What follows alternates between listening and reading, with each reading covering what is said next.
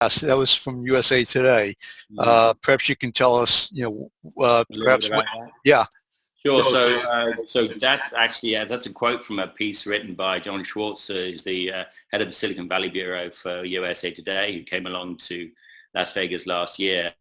I think, the thing that, and obviously I used to be a technology journalist, so I've been to CES. It's obviously a massive and important event in Vegas. It's very product orientated and it's very exhibition stand led. So the big brands launch their big products, they have big stands, they do a little bit of speaker content and so on and so forth.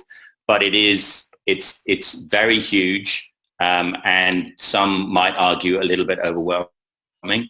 And John Schwartz, I think, was obviously it pleases us to make the comparison, because we think that we can deliver more value to the people, to the startups that come to our events and the investors and others, because we can work hard to make connections. So the sort of thing that we would do that you just don't really get a sense of at something like CES is something we call office hours. So we program a whole series of sort of speed dating moments between investors and startups where they have 15 minutes and we work out who should be meeting who based on their interests and their industries and so on and so forth.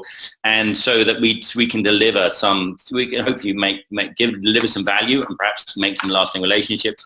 Lots of companies have got funding because of, or been sold, or have got funding or been sold from the relationships they built at our events. So actually just recently, the company called Human was bought by Uber, because the two founders of those two companies met in Dublin last year, and they got talking. They realized there was a fit, and so it's a happy. So to a certain extent, we're a bit like relationship brokers. We can be a little bit like a dating event for tech. So in that respect, we like to view ourselves as a bit anti. Sure. Now, I'm looking at the website also, and we have a link to the apps, the schedule, and of course, Book Now. Now, at the top here of the screen, it says ticket prices double in one day, in 17 hours, etc. So that means that those people who are watching this better get on the line as soon as possible. Now, look at the speakers. Yeah, look at the speakers. I mean, my wife and I we watch Shark Tank just about every day, every night, and we're familiar with, of course, Chris. Is it Saka, I believe, and yeah, and so he's really an incredible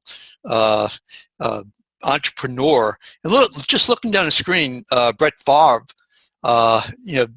I don't think anybody would have thought Brett Favre. What is any idea what he brings to the table other than just an incredible football record?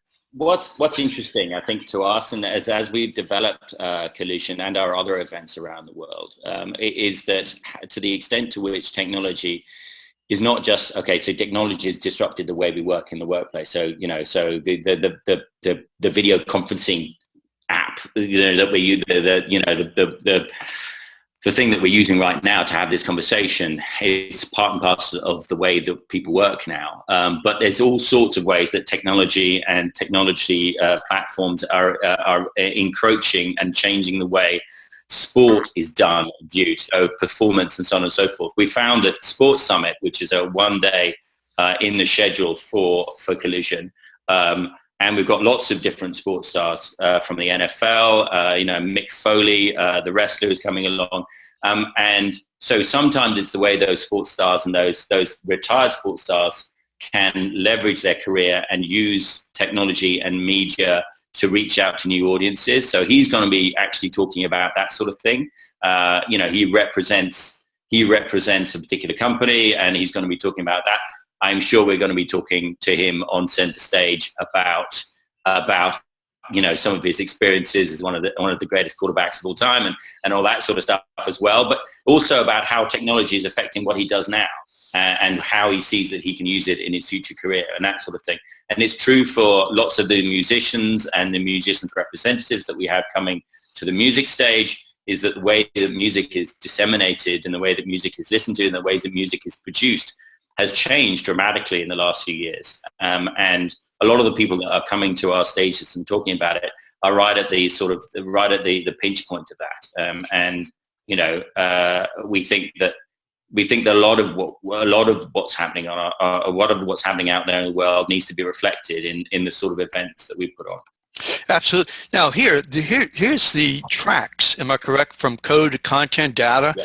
All the way to a startup university. Mm-hmm. So I mean that's just looking at the tracks. I mean obviously I'm very interested in content. You know, in terms of media. I'm also an attorney. Do technology law, so I'm interested in so many of these other things. Taught e-commerce, so I'm interested in e-commerce. So it's really, I mean, incredible opportunities for so many different people. But the focus is on startups. So am I correct? Yes, that's right. I mean,